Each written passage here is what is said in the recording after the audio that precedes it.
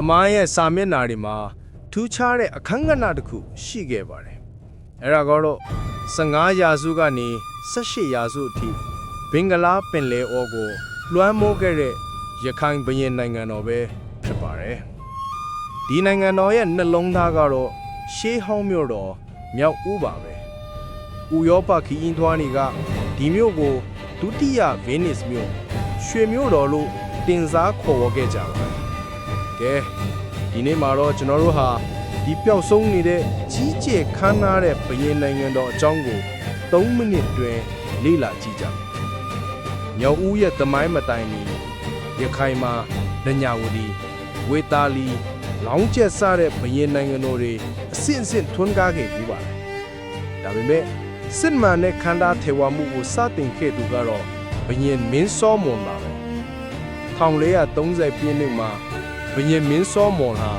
မြောက်ဦးကိုမြို့တော်ဖြစ်တည်ထောင်ခဲ့ပြီးနိုင်ငံတော်ကိုပြန်လည်ထူထောင်ခဲ့ပါတယ်။မကြာခင်မှာပဲမြောက်ဦးဟာရေချောင်းကုံထွေရေးရဲ့ဗဟိုချက်ဖြစ်လာပါတယ်။ဘုရင်မင်းပင်1530ကနေ1553ရခိုင်ဘုရင်နိုင်ငံတော်ဟာအားအကြီးဆုံးအဆင့်ကိုရောက်ရှိခဲ့ပြီးအရှေ့ဘက်မှာပင်လယ်ပြင်ကိုလွှမ်းမိုးခါနောက်ဘက်ဘင်္ဂလားဒေသတွေအထိနေနမိတ်ချက်ထွင်ခဲ့ပါတယ်။ထူးခြားဆုံးကတော့ဘုရင်တွေဟာရခိုင်ဘာသာအပြင်ပါရှန်အာရဘီစာတမ်းပါဒင်္ဂါတွေထုတ်ဝေခဲ့ပြီးနန်းတော်မှာပေါ်တူဂီဂျပန်နဲ့မွတ်စလင်အရာရှိတွေအထိအမှုထမ်းခဲ့ကြပါတယ်။ဆိုတော့မြောက်ဦးဟာကမ္ဘာအဆင့်မီယဉ်ကျေးမှုမျိုးစုံပေါင်းစုံရအရာတစ်ခုဖြစ်လာခဲ့တာပေါ့။မြောက်ဦးရဲ့အထင်ကရအမွေနှစ်တွေကတော့ခံတပ်ပုံစံနဲ့တိဆောက်ထားတဲ့ဘိတုကလက်ရာတွေပဲဖြစ်ပါတယ်။ရွှေထင်း8000ပထိုးတော်9000ပထိုးတော်စားတဲ့ကြောက်တုံးနဲ့တိဆောက်ထားတဲ့ဘုရားပထိုးတွေဟာ